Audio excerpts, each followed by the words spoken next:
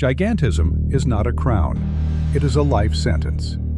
58 million years ago, a fractured global thermostat forged the ultimate cold-blooded anomaly, a 13-meter, 1-ton killing machine. But physics is a merciless warden. Look at the thermal scans. The ambient temperature begins to drop. Even a fraction of a degree is a death warrant. The creature's massive scale, once an evolutionary triumph, becomes a biological furnace it can no longer fuel. Its sheer volume traps the remaining heat, while its surface area fails to absorb enough to move. It is paralyzed, locked inside its own immense anatomy. A mountain of muscle and sinew, slowly rotting from the inside out, starved and suffocated by the very mass that made it a god. We enter the Cerrejón Formation. It is a suffocating, hyperthermal Paleocene swamp.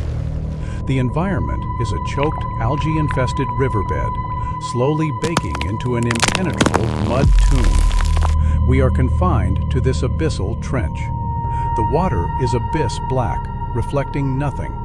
High-contrast chiaroscuro lighting pierces the toxic green canopy. Harsh beams strike the slate-gray mud with violent intensity. These beams offer no warmth, only a sterile illumination of the tragedy below. Listen to the dark ambient reality. Slow, thick methane bubbles rise, popping with a wet, heavy resonance in the baking clay. There is a relentless, wet hum of stagnant humidity. A dead, windless silence presses against the eardrums. The mud, once a frictionless medium for aquatic dominance, is rapidly crusting. It forms a rigid geometric prism of hardened clay. The thermal gradient collapses. The sun descends infinitesimally, draining the lifeblood of the cold-blooded kingdom. Observe the biomechanical friction of survival. The prehistoric constrictor attempts movement. The impulse fires from the primitive brainstem, demanding kinetic action from a failing system.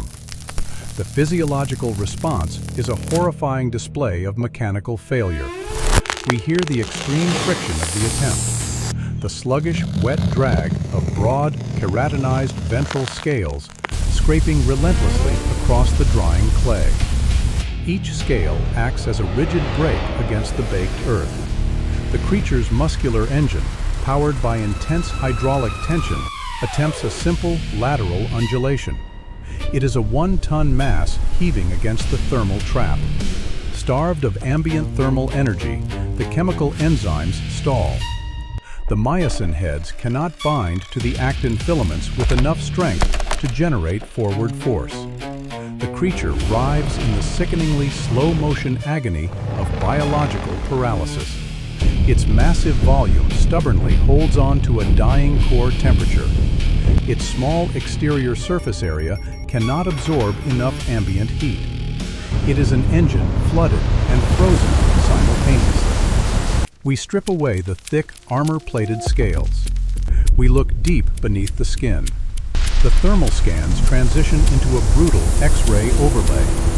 This is the autopsy of the living. The staggering 1-ton weight of its skeletal and muscular structure presses relentlessly down on its internal organs. The respiratory system critically fails first. We hear the strained, wet wheeze of a massive trachea fighting to draw oxygen into a collapsing void.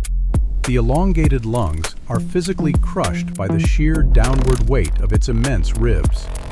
The intercostal muscles lack the mechanical strength to expand the ribcage against gravity. The central metabolic engine stutters.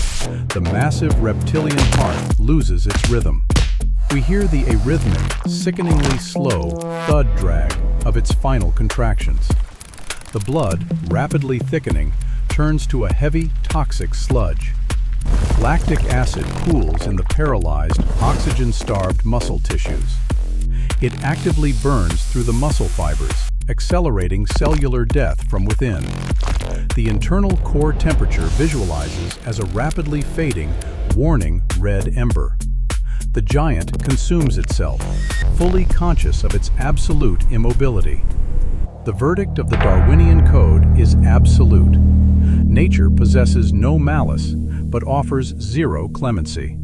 The sun dips fully below the dense swamp horizon.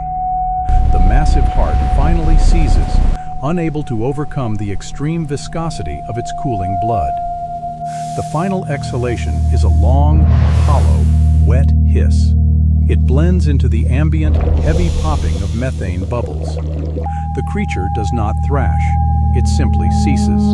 The colossal body is instantly reduced to a static mountain of cooling protein. Microscopic decomposers will slowly dismantle this one-ton biological monument, cell by cell. The energy trapped within its massive form will be coldly reclaimed by the indifferent ecosystem. The giant's survival strategy has been permanently dismantled by a silent thermodynamic shift. This is the cold warning echo of the evolutionary record.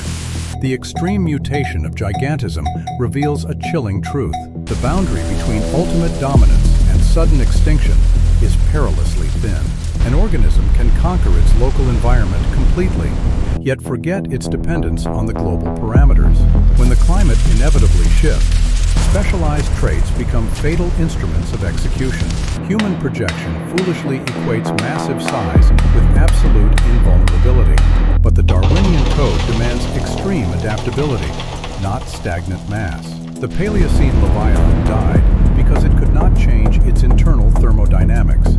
As we alter our own global thermostat, we must look backward to the Cerrejón formation. We build our own complex, sprawling technological leviathans. Physics remains a completely merciless warden. We must ask if our colossal scale is a triumph or the architecture of inevitable collapse.